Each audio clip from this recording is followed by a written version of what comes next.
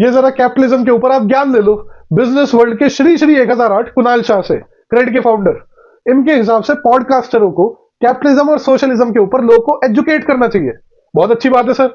और उसके बाद ये बोलते हैं कैपिटलिज्म अकेला ऐसा प्रूवन सिस्टम है जो हमें गरीबी से बाहर निकाल सकता है।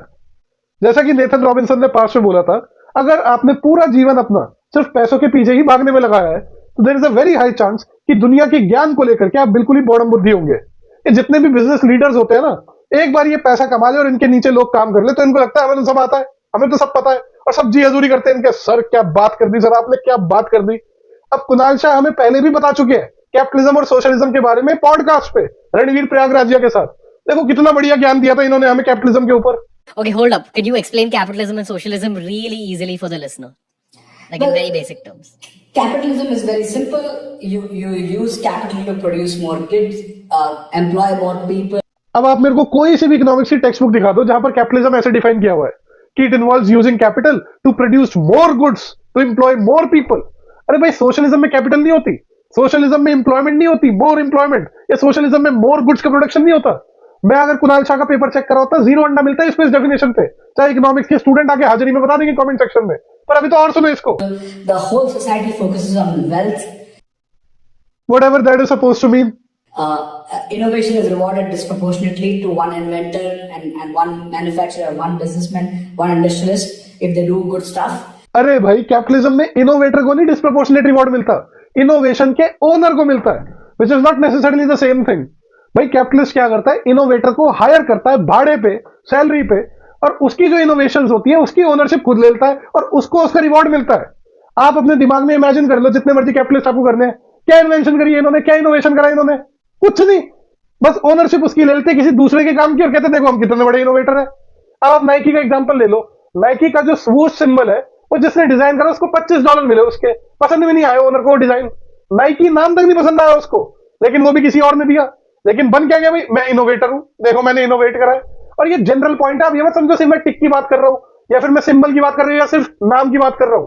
जो भी इनोवेशन आपके दिमाग में आ रही है ये कोई कैपिटलिस्टों ने नहीं बनाई, ये किसी इंडिविजुअल ने बनाई जिसको उसका भाड़ा मिला, किसी प्रोफेसर ने बनाई बैठ के एजुकेशन इंस्टीट्यूशन में जिसको उसके कोई रिवॉर्ड नहीं मिले, लेकिन इन्होंने खरीद लिया तो इन्होंने इसके रिवॉर्ड रीप कर लिए। स्टीव जॉब्स ने क्या इन्वेंट किया था? And therefore the overall wealth of society increases, right? But socialism unfortunately has just failed everywhere in the world and India has still not adopted to this. Now this is very important कि socialism को जब describe या define करने की बात आई, पहले ही शब्द कुणाल शाह की क्या है कि it is that which has failed everywhere in the world. और ये बहुत ही क्रूशल है कि जो चीज फेल हो जाए वो बाय डेफिनेशन ही सोशलिज्म है। सोशलिज्म फेल नहीं होता, डेफिनेशन ही फेलियर की क्या है, सोशलिज्म। तो अगर आप कहीं पर पब्लिक एजुकेशन या पब्लिक हेल्थ केयर लागू करो और वो सक्सीड ना हो, सोशलिज्म होना ही था। और जहां सक्सीड हो जाए ये सोशलिज्म थोड़ी है, ये तो विद इन कैपिटलिज्म आपने कुछ गवर्नमेंट पॉलिसी निकाल दी। That's not socialism. Socialism actually is that where you say that everything is governed by the state. पता नहीं कहां से आ रही है ये सब बातें। अरे भाई सोशलिज्म सोशलिस्ट थिंकर्स के हिसाब से इज अ सिस्टम जहां पर वर्कर्स ओन करते हैं means of production, community collectively control करती है अपनी लाइव्स, अपनी डेस्टिनी। अब इसको अचीव किया जा सकता है थ्रू डिफरेंट मीन्स। अब जैसे एक स्कूल ऑफ थॉट बिलीव करता है कि गवर्नमेंट जब डेमोक्रेटिकली इलेक्ट हो रही है तो गवर्नमेंट जो इंस्टीट्यूशंस चला रही है, so long as government is accountable to people, तो वो ज्वाइंट ओनरशिप लोगों की ही हो गई उसके अंदर। तो ऐसे नॉर्वे का एग्जांपल लो, नॉर्वे में नेशनल रिजर्व्स थे ऑयल के, नेशनलाइज्ड ऑयल कंपनीज थी, ऑयल बूम वहां पर आया और उससे जो सरप्लस आया उससे नॉर्वे की स्टेट ने एक फंड क्रिएट करा, नेशनल फंड, जिससे जो वो रिटर्न्स आती है वो सोशल वेलफेयर के लिए स्पेंड करती है। और वो फंड को नॉर्वे की सरकार ही डिस्क्राइब करती है कि ये कलेक्टिवली ओन्ड है फॉर पीपल्स बेनिफिट वगैरह वगैरह। तब दैट इज सोशलिज्म। दूसरे लोग बिलीव करते हैं नहीं, कलेक्टिव ऑर्गेनाइजेशन जो कोऑपरेटिव्स हो सकते हैं इंडिविजुअल्स के बिना स्टेट के, वो भी सोशलिज्म है। ठीक है, एक वो सेंस हो गया। पर एवरीथिंग गवर्न्ड बाय स्टेट, ये कोई क्वालिफाइड डेफिनेशन नहीं है सोशलिज्म की किसी भी सोशलिस्ट सीरियस थिंकर के द्वारा, ये अपने आप गढ़ ली भाई ने। और जहां तक फेलियर की बात है, वही मैट्रिक आप लगा लो भाई, वेनेजुएला में भी ऑयल सेक्टर गवर्नमेंट कंट्रोल करती थी, तो वहां पर जब फेल हो गया तो वेनेजुएला फेल हो गई, देखो सोशलिज्म। पर नॉर्वे सक्सीड हो गई और नॉर्वे वेनेजुएला से हर काउंट पे ज्यादा सोशलिस्ट है, तो भाई वो रियल सोशलिज्म नहीं है, वो कैपिटलिस्ट है, उसमें थोड़े थोड़े कुछ गवर्नमेंट के एलिमेंट्स है। That's not real socialism.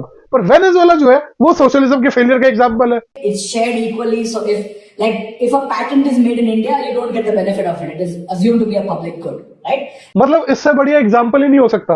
आप दो सिस्टम इमेजिन कर लो, वैक्सीन बनानी है, एक सिस्टम में कैपिटलिस्ट ने रिसर्चर को भाड़े पे हायर करा, सैलरी पे, उसने रिसर्च कर दी, उसकी रिसर्च उसने ले ली, पेटेंट करा ली, और उसके बाद उसके फायदे वो रीप कर रहा है।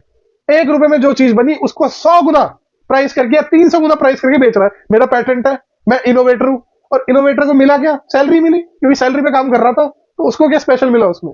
एज अपोज टू अब एक सोशलिस्ट सिस्टम है जहां पर पब्लिक ने फंडिंग करी रिसर्च की थ्रू टैक्सेस, तो सरकार ने पैसे दिए, रिसर्चर को दे दिए, वही सैलरी पे रखा हुआ है सेम चीज। क्योंकि इन्वेंटर जो है वो मॉनेटरी रिवॉर्ड से इतना गाइडेड नहीं होता, उसके अंदर इंट्रिंसिक एक चुल मच रही होती है कुछ इन्वेंट करने की, कुछ डिस्कवर करने की, उसने उसके लिए कर दिया। ठीक है भाई, रिसर्च मिल गई हमें, सरकार ने उसके हिसाब से सस्ती प्राइस करके चीज बांट दी सब में।